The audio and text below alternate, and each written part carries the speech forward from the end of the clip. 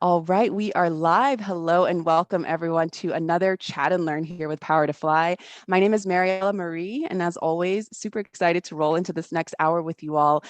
Time is going to fly, and I know this is a conversation that you all have just been like really waiting to join and add to the conversation. And I know some of you are currently in the process of negotiating or changing careers. So you all have also submitted some great questions previous to this conversation. So I don't want to take so much time in the introduction so that we can get to as many of those questions as we can. And also that you have the opportunity to hop off mute or write in the chat box as you have questions or reflections come up. So just going over some quick housekeeping guidelines so that we can all be comfortable and confident in this next hour. We'd love for you to participate. So you can participate in a number of ways.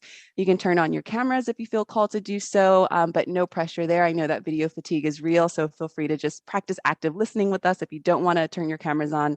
But I know some folks might need that extra invitation, so we would love to share that face-to-face time with you virtually. Feel free to do so. Otherwise, go ahead and write anything that comes to mind during this conversation in the chat. Since you're here with us live, we really want to cater to you and honor your time. So write any questions, any reflections, any of your own tips and tricks in the chat box. I will also be inviting you all to drop your preferred ways of connecting in the chat box so that you all can start to build some meaningful networking here. For the folks who are here live with us, we have quite a few people, so be looking out for that invitation. If anyone at any point would like to hop off mute and voice a question or reflection, you can give me a cue by raising your emoji hand. You should see raise hand in your reactions tab. If you don't know how to raise your emoji hand, no worries. Just write to me privately or publicly in the chat, and that will let me know that you want to hop in the queue to be let off of mute so that you can ask your question or voice your reflection there. Now, if you do hop off mute, you will be featured in our live recording as this is being recorded. And this is a great time to remind you all, if you signed up for this conversation, be looking out for a rewatch email. That rewatch email will include a link to this recorded conversation for you to rewatch or share with your colleagues, your community, your family. It will also include any links to resources that our guest speaker might bring up in this hour. So make sure you look out for that rewatch email. And if anyone has any sensitive information, because I know we're about to talk about money and that brings up a lot of things, feel free to write to me in the chat privately and I will raise your question or your reflection to our guest speaker and keep you anonymous. So just to give that as an option as well. The last thing I'll say is we'd love for you to follow Power to Fly on socials and subscribe to our YouTube channel so you can keep up with all the great chats we've got in store for you. Now, before I pass the mic to our guest speaker, I'll just take a brief moment to introduce myself. If this is the first time you're joining a Chat and Learn where I'm moderating, just want to say hello and welcome. If you have joined before, you know that I love reflecting on emotional intelligence and how we can deepen our emotional intelligence at home, at work, and at play. A lot of people call them soft skills. Some people are starting to ask that they call the essential skills and power skills. So if anyone, at any point of this conversation has any, tips or tricks or wants to philosophize on how we can deepen our emotional intelligence at home, at work, and at play, please drop those in the chat. Otherwise, I invite you to support the project that I am working on that is called the Positive Force Team. You can go to thepositiveforceteam.org, sign up for our newsletter, or I'm happy to connect on LinkedIn. In just a few moments, I'm going to ask you all to drop your preferred ways of connecting in the chat so that we can all continue to build, meaningful relationships online. All right, so without further ado, I'm going to pass the mic to our guest speaker, Daniella, who's calling from New York City. Let us know a little bit about yourself, what you're excited to share today. And then, I just also want to say thank you for demystifying this big conversation that we're about to jump into. We need more, voices like you to encourage us to be our best selves and ask for what we deserve. So I just want to put that on the table up front. So Daniella, let us know about yourself.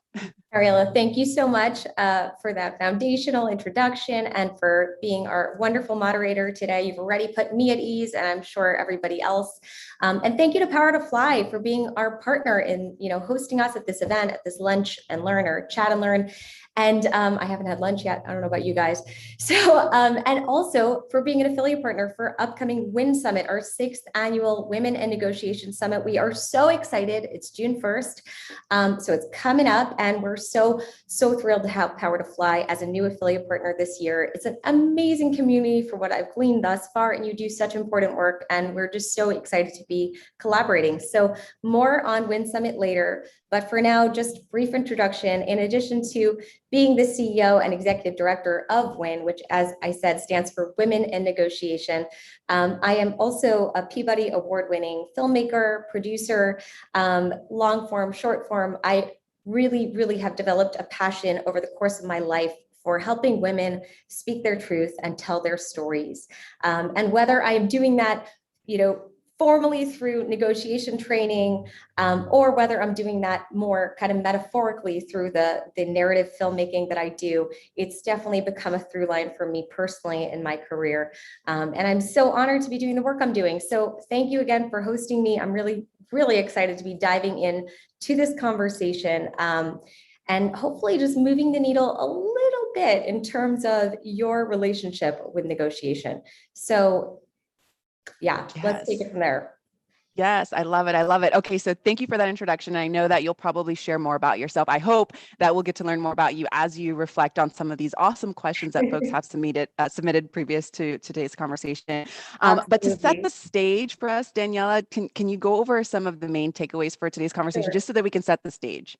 Yeah, and of course, we only have an hour, and this is, the type of thing that is a lifelong pursuit. So I want to kind of throw out the disclaimer in terms of how much can we accomplish in an hour. But that being said, the main takeaways, from today that I would like for people to emerge with are: number one, why is negotiation more important than you think?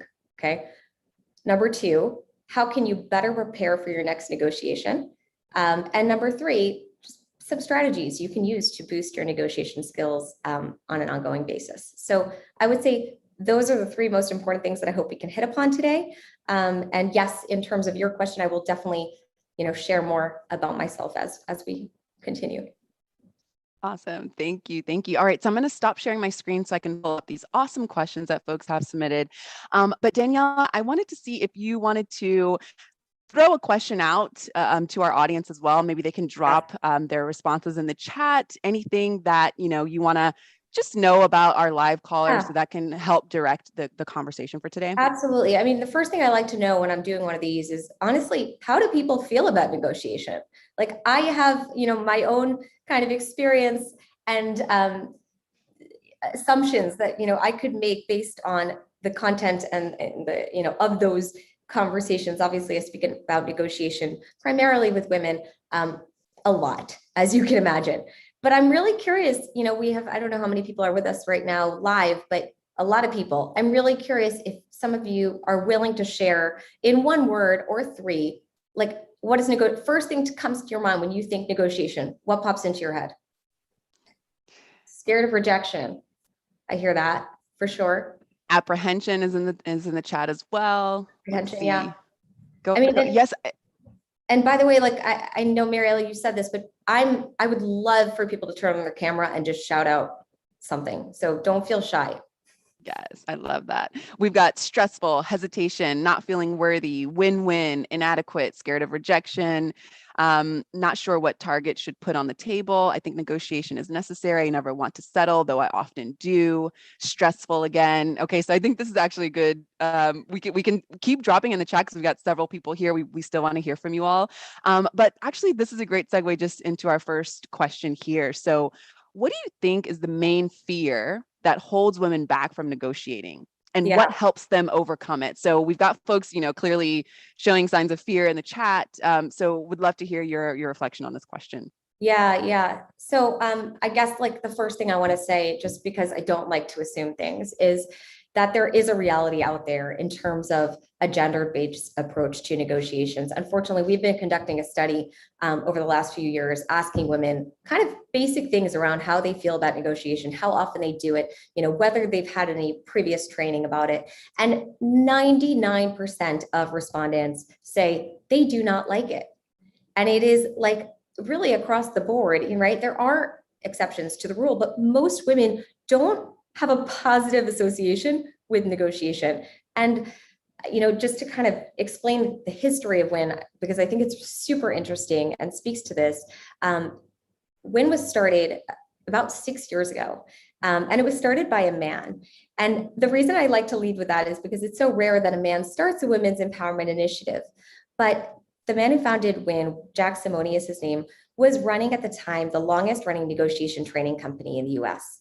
And he was hearing repeatedly from his trainers that men and women were coming to these workshops and trainings with very different skill sets and comfort levels and confidence levels around the skill of negotiation. And when he put that data together with statistics around women in negotiation that were coming out in like seminal books like Women Don't Ask, he realized that there was a troubling need whereby there was this big perceived or real gender gap around the skill. And so WIN Summit was started as a forum to just bring strong women's voices to the front of the room to talk about negotiation, to bring more oxygen to the conversation, to hopefully inspire more women to even think about it and grapple with it, and hopefully do it more. And then a year after it began, and we realized how much of a need there was to engage in this conversation, we actually partnered with Columbia University with the School of Conflict Resolution and Negotiation, and we brought in the skills-based element to the summit so that we could actually train in negotiation, not just talk about it in the abstract. And so that is sort of how WIN was born and why we're here, in the sense that there is this reality, right? And so why do women have this kind of baggage, I would say, around negotiation in a way that men don't? So obviously the answer to that is like, it's been centuries in the making, right? It's not something that is going to be changed or fixed overnight, but I would associate, like, in terms of on a granular level, what are our three biggest fears or obstacles or hurdles around negotiation? Number one, lack of self-worth, right? So I think a lot of us struggle with the understanding of our value, and then our ability to then go further, not just appreciate our own value or understand our value, but articulate it. So we give away our power and our value so often that we stop realizing that we're even doing it, right? And so number one, I would say, is like, we're not negotiating because we're not even in touch with what we deserve, right? Number two is the fear of rejection. I think somebody put that in the comment, right? We're all painfully afraid of hearing the words no. And what's amazing to me is we didn't start off that way, right? I have 3 little girls, and they are the fiercest negotiators that I know, because they are like just totally unafraid of hearing no. Like, I will get the same question 10 different ways within 10 minutes, to the point where they wear me down, right? And I'm just like, so if we could somehow hold on to that fearlessness or that tenacity that we all have as children, right, it would serve us better as adults. But I'll get back to that too. So that's number 2. And number 3 is, and this is really a reality, unfortunately, is a risk of backlash, right? So we are afraid to negotiate because as women, we are afraid of backlash it might bring in terms of perceptions of aggressiveness or, being difficult. So I could spend a lot of time unpacking these. I'm not sure, I know we have a lot of questions, so I'm not sure if I can go deeper here, or is that? I mean, I feel like I want you to, because this is helping to set the foundation of, I mean, you're speaking of, self-worth, which is such a big thing to cover and talk about, and making sure that that is the foundation, and the root of, making sure that we know our worth and can, come up when the time is right to not back down. And I love the playfulness that you're bringing in from your girls, that you're bringing into this conversation. In my opinion, that has everything to do with emotional intelligence as well. The curiosity, the playfulness, and knowing that, I think I can come up with this question another way, to see if you will hear it in a different way, to know that this is what I need right now. Exactly, which is why I learned so much from them. And by the way, I'm so glad you brought up emotional intelligence, because that is so core to negotiation. Like, most people don't really associate it with that, but actually at its root, negotiation is so much more than kind of what people think it is, in terms of this, sort of maybe once in a blue moon conversation I have to have around a salary or a performance review. And actually, if the questions were anything of proof, like, most of the questions we received today had to do with salary or performance review, right? And so I think, like, so often we get stuck in that headspace of, this is just this, like, thing this really annoying thing that I really don't want to have to do, but sometimes I occasionally have to. In reality, negotiation is, the way I perceive it, and I think a lot of people are speaking more to this nowadays, is it's really about steering the conversation. It's any conversation you're engaging in where you actually have a stake or a concern or care about the outcome. And so when we are able to zoom out in terms of the frame, and reframe it, not as this once in a blue moon thing I'm doing, maybe once a month, maybe, right? Like, or once a week if I'm in sales or whatever, you really begin to see that you're actually engaging in negotiations like throughout the day, every day. And that you can then bring in what you call, softer skills. And I like the power skills definition, because I think it's way more than soft, around emotional intelligence, communication, empathy, active listening, all those things that actually add up to you becoming an incredible negotiator, as opposed to sort of, leaving it in this camp of, oh, it's this zero-sum game where I'm trying to pull the wool over somebody's eyes, or, kind of put something on you that, is going to make me the winner and you the loser. That is not what it is or what it should be. So that's, kind of what I like to sort of start with in terms of reframing negotiations. So I'm really glad you brought in emotional intelligence. But in terms of those three kind of obstacles, so the first two obviously are more internally based, and the third is more external to the environment. Number one, the lack of self-worth, or kind of not knowing our worth. There's no quick fix for that, right? So there's multiple things that you can be doing to hopefully reshape your narrative and your association with your worth. Number one, I would suggest is to start keeping a journal, documenting your accomplishments, right? So often at the time, we are prone as humans to focus on the deficits, right? To focus on our weaknesses, to focus on the areas where we feel we have shortcomings. And so we kind of just ignore or gloss over all of the many things that we get right, or even like the things that we struggle in. We see it as a lack, as opposed to, hey, I'm really gritty in this thing, right? Because I am continuing to work through this, as opposed to, giving up, right? So being able to actually track those in a micro level, not like, oh, at the end of the year, right before you have a performance review. And this kind of ties into another question we received about how can we prepare for performance review, but actually on a day in, day out basis. Like some people I know have, I don't know if any of you on the call or on the in the session now have the practice of keeping a gratitude journal. I've done it at different points. I find it very helpful, but I would really advocate for you keeping a win journal. And I love the tie-in with our name, obviously, but it actually makes a lot of sense in trying to write every day 3 things that you accomplished that day, right? And it could be something big in terms of a work goal. It could be something really small, like I got out for a run, and maybe that's a really big thing for some people, I don't know. But it just to kind of keep a log of the things that you have accomplished that you're proud of. Because when you actually do this on a day in, day out basis, and then, fast forward a few months and go back to it, you are going to be seeing like shining kind of, achievements that you have made. Whereas if you were to ask somebody 3 months later, can you name 10 things that you accomplished in the last 3 months? I promise you, they will have a really hard time remembering.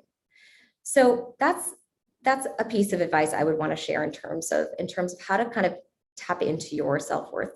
Another one is actually taking the time to write a personal value statement. And so much of the time we're asked like, oh, who are you? What do you do?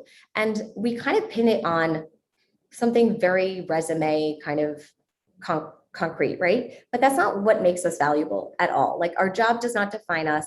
And so I would challenge people to actually, and we've done whole workshops on this again, so this is like the super condensed version, but challenge people to actually think, what value do I offer outside of the work I do, outside of, right, kind of what I'm doing today on a day-to-day basis, but as who I am as an individual, how I make people feel in a room, the things that I accomplish for other people, right? Like kind of tap into your value without using the accolades or the college degrees or the university degrees, right? Try and do that. Like use 3 adjectives that would describe you that are specific to you, and reread that. And if you can't do it, ask your best friend to do it for you. Ask your mother to do it for you. Ask anyone who you know loves you for you to do that for you, and then try and do it yourself. So those are just like two ideas in terms of things that we have taught in terms of uncovering your value. But again, there's like so much more to jump into. I don't want to take the whole time on this. Number two, though, the fear of rejection or hearing a no. I want to move on to that one. So first of all, I always say like, embrace the no, right? Because the no is not like written in sand. First of all, like it can be just the beginning of the conversation. And I think so often we kind of take a no as like that's it, it's done. They said no, I guess I have to move on. Whereas we're all human, like we can see it as just the beginning of a negotiation actually, right? Because if you can then pivot from, okay, this person's giving me a no, well, let me uncover why, like, why am I getting a no? If you can get behind the no in terms of the sort of basis for it, then you can start actually maneuvering within it. So my next question would be to try and understand, like, why is your counterpart actually saying no in this moment? It reminds me, there's this great example that we teach often about these two sisters who both wanted an orange, right? There was one orange and they both wanted it. And they were fighting over this one orange and they didn't want half the orange. They wanted the whole orange. When they started asking each other questions, and maybe you've heard this example before, one sister realized that she wanted the orange for the inside of the orange because she really was just dying craving for an orange. Whereas the other sister wanted the peel because she was about to bake, a pie and wanted the orange rind. And so when they actually started asking questions about why they wanted the orange, they realized that they both could have what they wanted out of this orange and both walk away feeling satisfied. So a no for me is oftentimes just the beginning of the conversation because it helps reroute us in terms of, okay, this doesn't work, but let's uncover why this doesn't work because it might not actually be for the reasons that matter to me or that, the other thing is treat the no as, I see a question. Do you want to jump in? Can you finish your sentence and then I'll let Logan hop on. Yeah. Treat the no. If like you actually do kind of do the work to uncover sort of the why behind the no, and it's still a no, just treat it as the next opportunity, right? No equals next opportunity. Not every door is meant to open for you. And ultimately, hopefully, this no will lead you to the right door. So that's my approach in terms of how we like to kind of help people get over that fear of rejection. I love that. And Logan, I'm going to call on you in just a few moments, but I just wanted to say thank you for highlighting no being the beginning, because a lot of times it's a slap in the face for a lot of people. I mean, we even have someone in the chat who wrote, I think we all need to learn what to do if our negotiation target is rejected. What is the next step instead of laying down and taking it? So like, seeing it, instead of seeing it as, we're hitting a wall, how do we see it as a crossroads so that we still have paths to move forward, on and not just feel depleted because someone has said no to us. So thank you for demystifying the no. Absolutely. All right, Logan, I'd love to hear from you. Yeah, so fantastic, Daniela. I also wanted to add Mariella, you'll remember that Erica from last week's conversation, she talks about, and this Daniela ties in your number one with that fear of self-rejection and that number two of getting that no. Erica says, don't be your first no.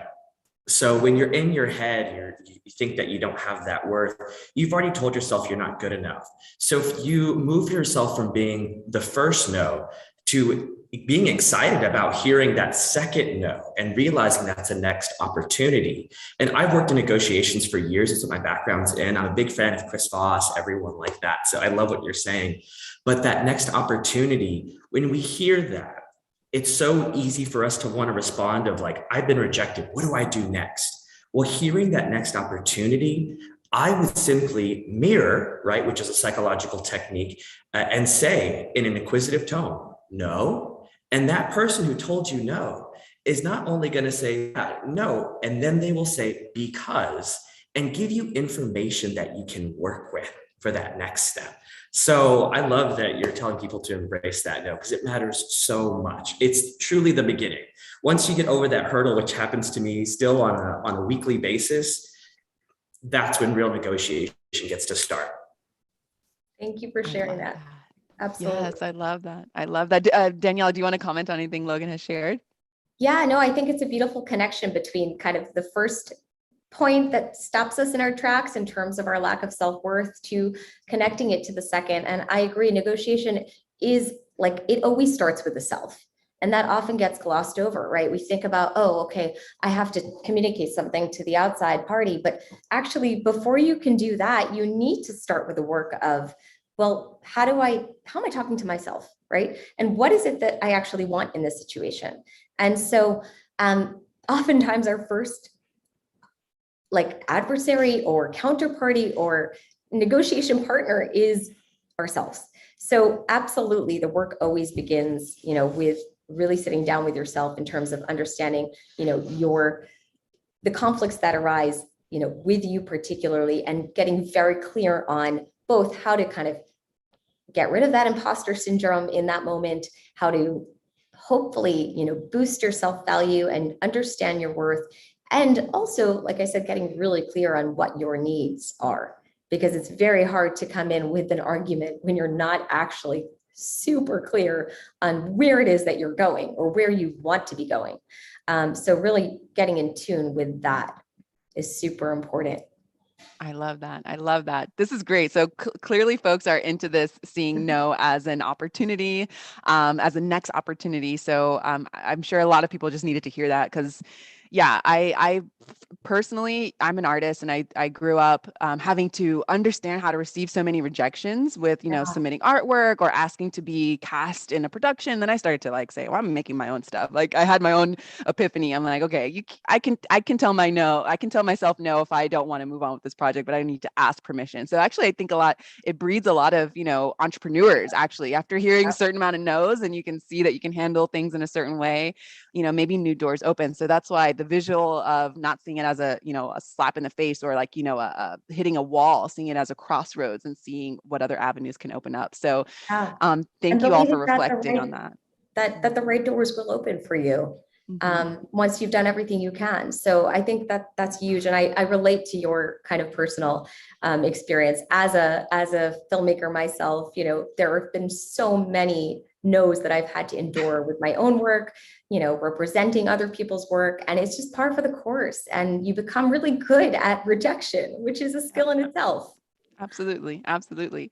All right. So moving on, just for the sake of time, because I know we could probably spend a whole hour, talking about that. But let's dig a little deeper here. So let's speak to biases that might come up in the negotiation process. So this question that was raised earlier reads, what's your tip for addressing bias for women during negotiations? Oh my gosh. So yeah, I mean, that kind of brings us to the third point that I was saying stops us in terms of backlash, right? Like fear of kind of being perceived as something that we're not, because of the fact that we are women and there are biases out there, right? So and the truth is, I want to like validate that, because it's a really fine line that we as women have to walk, and especially women of color.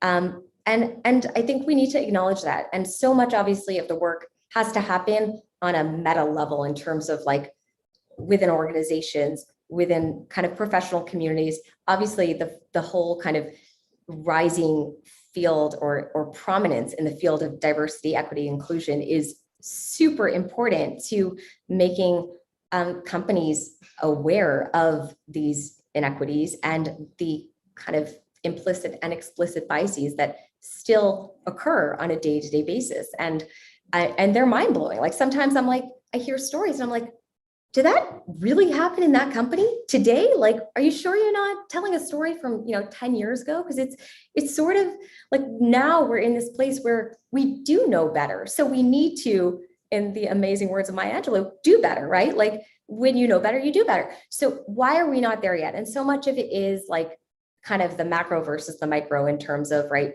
policies can be put in place, but until culture changes and until leadership actually starts walking the walk and talking the talk, it's like there are going to be residual things that happen. So knowing that is a real thing and that it's not in your head and, you know, kind of the antidote to the gaslighting, it's really important. I think what we can do as individuals when we face that, right, is like, we have to sort of, first of all, like we could be triggered emotionally, right? So there's the need to kind of keep our cool, even though we might be facing bias, because at the end of the day, if we lose our cool, it doesn't serve us anything. I think that we also need to strive to be able to be assertive and kind, right? Like, I don't think that those two things are, you know, opposite or mutually exclusive. And I think that there is the ability to be assertive and direct and communicative with your needs, and be kind and warm. And that's where also emotional intelligence comes into play. And remember, it's all about a relationship. So I think like the challenging thing about this question, Mariela, is that so much is dependent upon context. And I need to know more, like, who are you negotiating with in this example? Is it somebody you know well? Is it somebody that you are never going to see again, right? Like, so much of my advice in this particular question would have to do with the specifics of the context at play.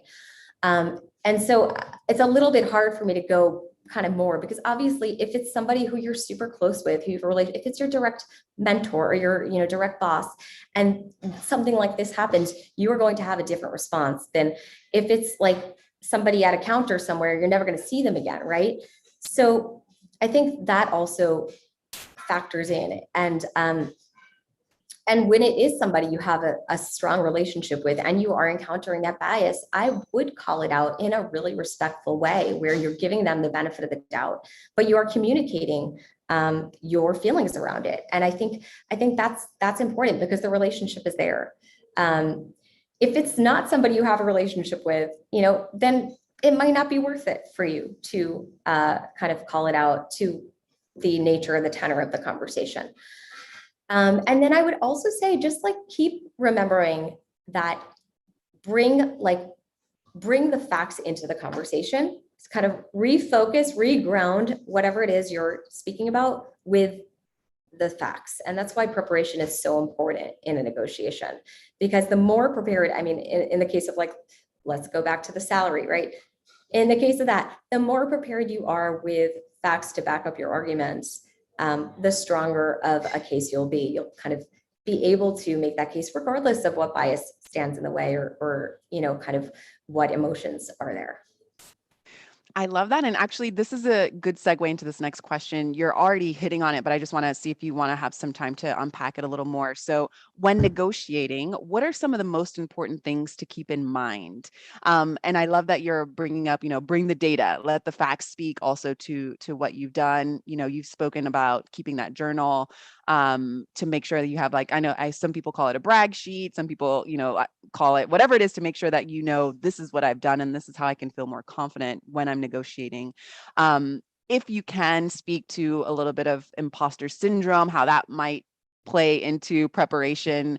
We have someone here who wrote in the chat that they were just laid off. So that's a big no that she's had to deal with. Jumping back into the job market is bringing up a lot of imposter syndrome. So again, this question reads, when negotiating, what are some of the most important things to keep in mind? Yeah. You know, speaking of imposter syndrome and applying for jobs and whatnot, it brings to mind this kind of, at this point, I would say, very famous study that was done around the differences between men and women when they apply for jobs.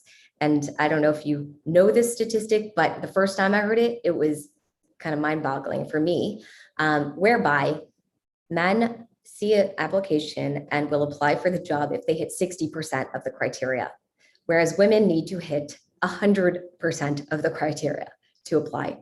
So at first blush, like, I'm just curious, like, what does that say to you? We got a lot of work to do.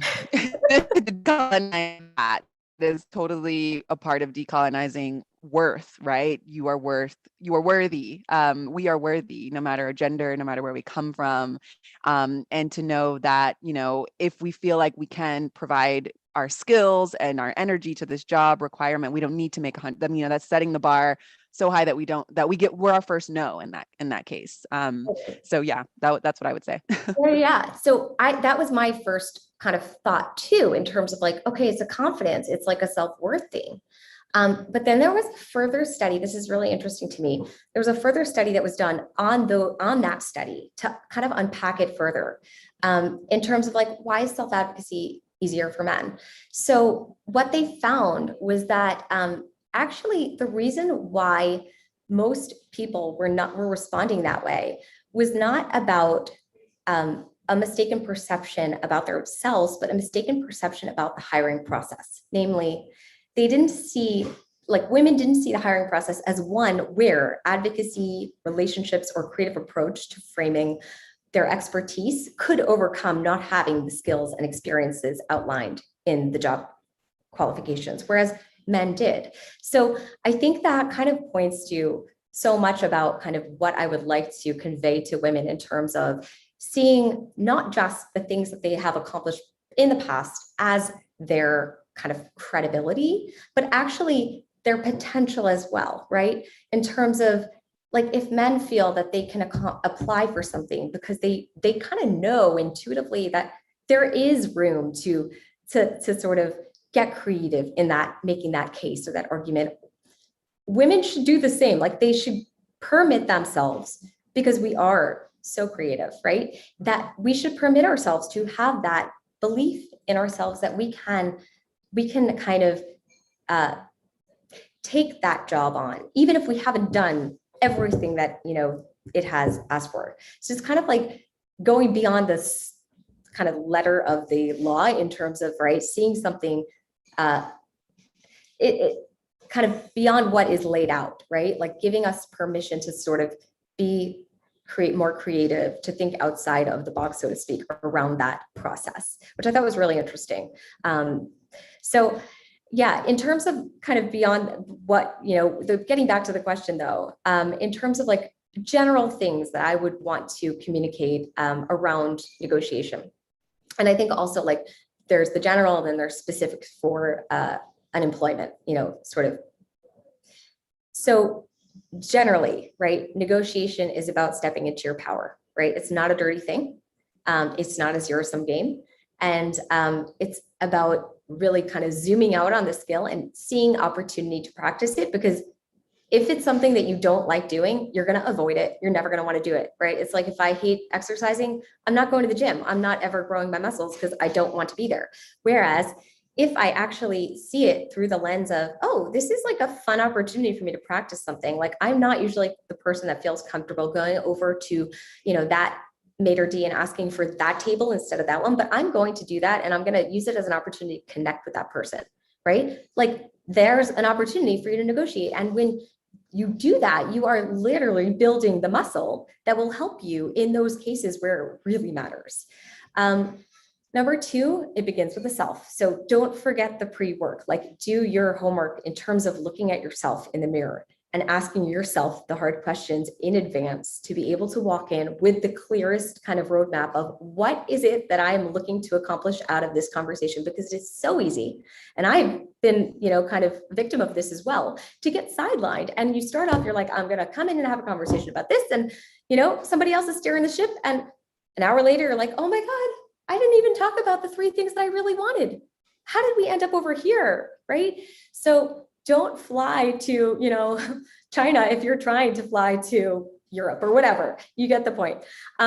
Number three, remember the power of silence. So this is a big one that I think, like, I can't underscore enough, but so much of the time when we feel uncomfortable, we look to fill the space to make the other person more comfortable. But we are actually doing ourselves a disservice in the process, because by saying something and then being silent, you are giving your counterparty an opportunity to speak and to respond instead of negotiating against yourself, which we are prone to do. Another thing, get behind the why, right? So get behind the what to the why by asking powerful questions. And I spoke about this before, obviously.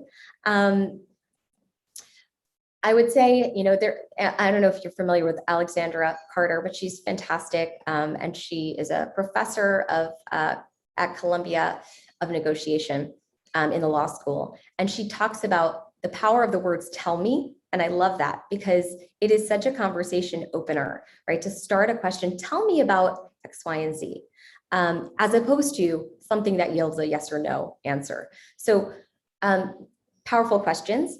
And then employ the I, we ask. So here's what I'm asking for. Here's how we benefit. So think about the other in that ask. Think about the other in the equation.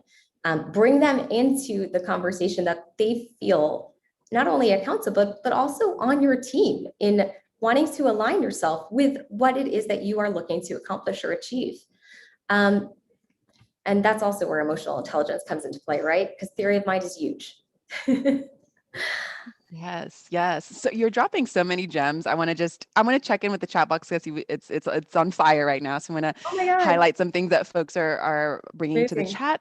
I love that you are essentially, I mean, I love that you're reflecting on power, stepping into our power, the power of silence, and using this to essentially demystify, how we value ourselves, based on, as you said, centuries of work to make sure that women feel undervalued. This is all, twisting up some taboos and throwing everything out of the window and saying, okay, let's be curious, let's be open, let's practice active listening. Was that even happening before? Were we were probably expected to check those things at the door and then just take whatever people were giving us. So I just want to highlight something that Homa has written here in the chat. As a woman of color coming from an immigrant family background, I was always taught to be grateful for all opportunities and to not step over toes because I am lucky to be where I am.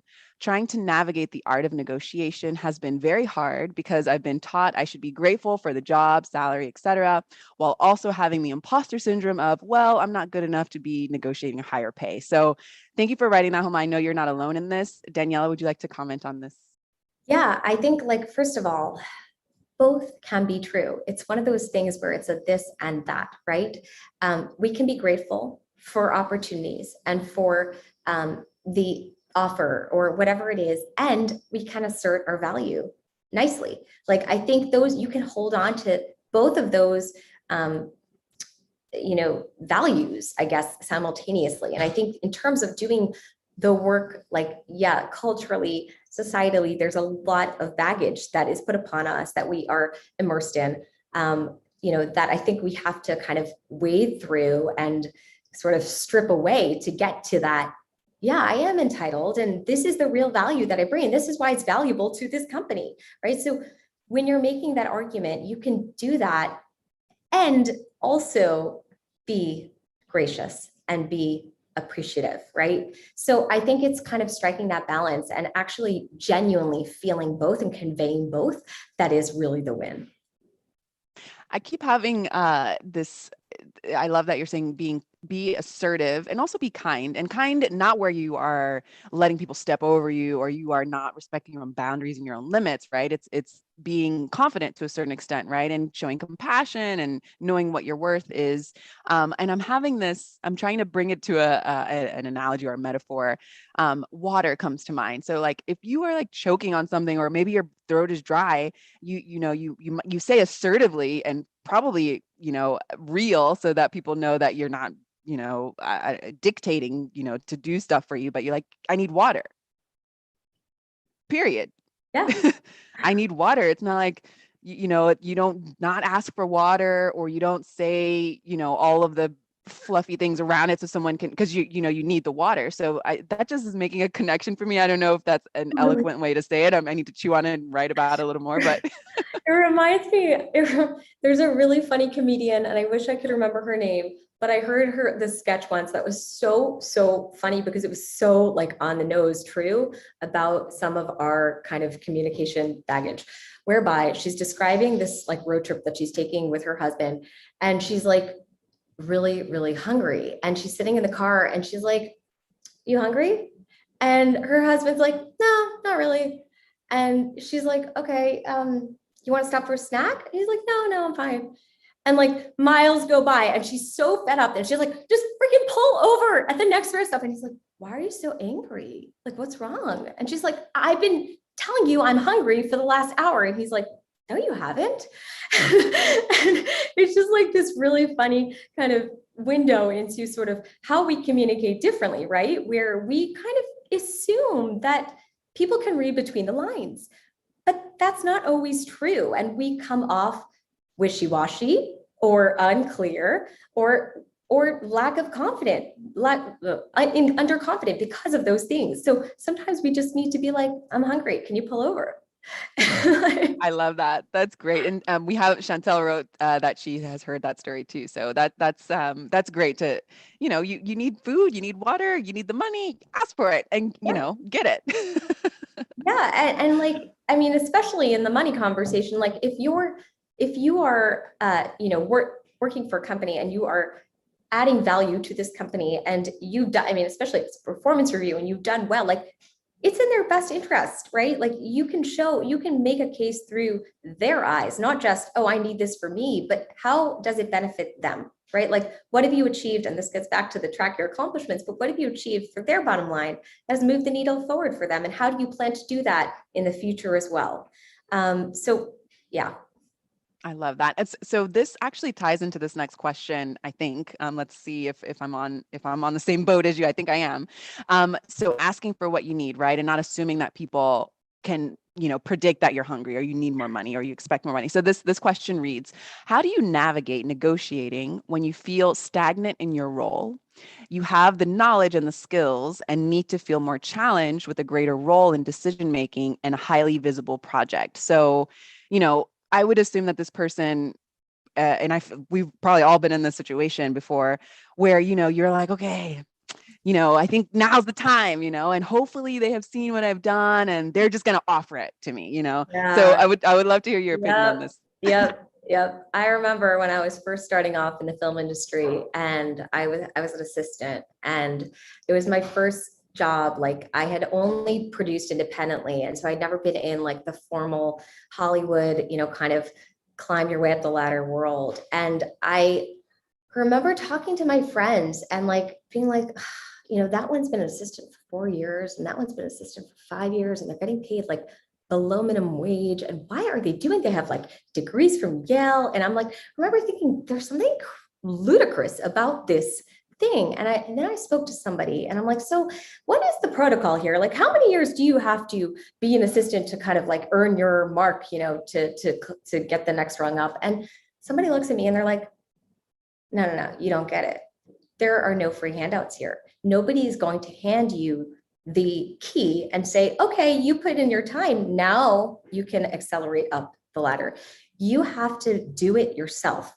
And if that person who's been an assistant for 5 years has been there for 5 years, it's not because they're bad at their job. In fact, they're probably too good at their job. It's because they haven't learned that very important lesson. And that to me was like whoa, okay, I'm coming from an academic world, right? I had never really worked in a company before. And in an academic environment, there's a formula, right? You go to the classes, you do your work, you do well, you get grades, you move up to the next class, right? Or to the next grade. And so it was really shocking to me. And it really was a formative lesson for me. And I would say similar in life, right? In any job at any point, nobody's like waiting to hand you the keys unless you have really strong allies, right? And so that actually segues to the importance of allies in the sense that they can very much help kind of pluck you and to help, kind of accelerate your being promoted to more visible, more leadership, et cetera, positions. And I think like, I wish that I had been given more of an education around the importance of sponsors, right? And mentors, but mentors we kind of know about, but really sponsors. And I wish that companies did more to educate, their employees around the value of sponsorship internally, to create a culture where that is really lauded and where that is something that is not like extra credit, but is actually part of the culture to foster sponsors and to be that sponsor, right? So that's first and foremost. I think that question really does underscore the value of cultivating those relationships with mentors and sponsors to help have those conversations about you when you're not in the room. But then again, like you need to be your best advocate. And so don't assume people know what you've done. Don't assume people know what you can handle. Be that visible decision maker if you want to be that in front of people, right? And so you do have to speak up, and you do have to kind of assert your vision for that project. So I would say go ahead and propose the dream assignment and show up with passion and with a well-researched argument to make that, kind of proposal, and then wait and let them respond. And if it's a no, this gets back to the beginning of our conversation. Say, well, I really appreciate you taking the time to consider it. Please let me know if there's another time we can revisit this proposal. And you will have planted a seed, because even if it's a no, they will maybe now see you through a different lens. They might think of you now when there is an opportunity for something that's, a corollary project, or something that, has what to do with this, but isn't exactly the same, but is a great opportunity nonetheless. So that would be my advice for. Yes, and I resonate so much. I was born in Los Angeles, and I had a little stint in there as well. And I've heard so many stories of the same story you just told me. So it's actually, I think that if more of us do what you just said, we change the industry. Oh, yeah. Where things like the Me Too movement doesn't exist anymore, because we don't need to sit and be quiet and do our jobs in a role that we can never grow in, because it's not diverse at the top or inclusive at the top. So I mean, wow, that's a lot to unpack right now, but for the sake of time, I just want to let everyone know we've got about 7 minutes left, and so if you haven't had a chance yet to drop a question in the chat, please do so. We want to make sure that we are hearing from you, and actually you did touch on this, Daniella. If as far as you didn't quite say the word introvert or outrovert, but this question rings to that. So this question reads, what is the best way for someone who is more introverted to improve their negotiation skills? Yeah, so I love that question. First of all, I want to know, are you an introvert because you're actually an introvert by nature? Or are you an introvert because you are lacking confidence to assert, right? So those two things kind of take us down different routes. But assuming you're really an introvert, so you're like a confident introvert, know your strengths, because as an introvert, you bring a lot of strength into a negotiation, right? You're probably a really good listener. So use that to your advantage. There's a study that shows that I think like when people were paired off with strangers, those that engaged in 5 minutes of casual conversation prior to a negotiation were 4 times more likely to reach a beneficial agreement than those that just jumped right into it. So I would remember that, whether you're an introvert or an extrovert, but obviously extroverts tend to sort of be more comfortable in that chatty, kind of conversation. Think about that, employing that in your negotiation, because as an introvert, you have the ability to, and probably the natural capacity to, ask great questions and let the other person speak. So before you get into the meat and the nitty gritty of the negotiation, like start with just asking some questions that inspire small talk and let that person speak. Because what I would say is the most like kind of profound thing about our communication is that people really love hearing themselves speak, and they remember how you made them feel more than what you said. So use those things to your advantage in terms of asking good questions, active listening, kind of really attuning yourself to what the person is saying to be able to more acutely, drive value in the conversation. I love that. And I would love to ask, if someone in that situation might feel more comfortable writing things out before an actual vocal, physical conversation, when is that appropriate? Is that inappropriate? Or, how should, just to get, maybe just break the ice, is there any way before having that verbal negotiation, that verbal communication, where someone who might be more of an introvert or might be an outrovert, but, scared to, jump in? Yeah, I mean, I definitely recommend like doing some role playing in advance. And we do this through our coaching all the time, right? Like I have a negotiation coming up. It's really important. I'm really nervous. Let's actually grab a friend, grab a coach, right? And actually run through it with that person, because it'll make you feel so much more comfortable when you're actually doing it. So I for sure think whether it's writing it down and then practicing it, or just jumping into kind of that role play, that's really great preparation that you can do in advance of your negotiation.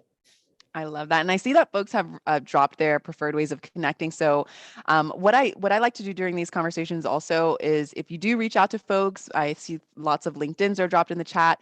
Maybe you can role play between yourselves. Maybe you might be an extrovert, maybe you might be an introvert, maybe you might be, juggling the two. But it's a nice practice. And I love that you all are also incorporating that in your offering. Yeah, So since one we've got last about four, No, yeah, I just yeah, I want to was, say one more thing about introverts is that yeah. they're usually not, like, from what I've read, they're usually not the quickest to like jump into a decision. Extroverts have a tendency to make kind of quick decisions or impulsive decisions. And I think that also can be used to your advantage, because nobody says you have to give an answer on the spot. Like, you are totally within your right in a negotiation to say, it's really compelling. I really want to think about that. Can I get back to you in a couple of days? Or can we break for an hour and then, reconvene?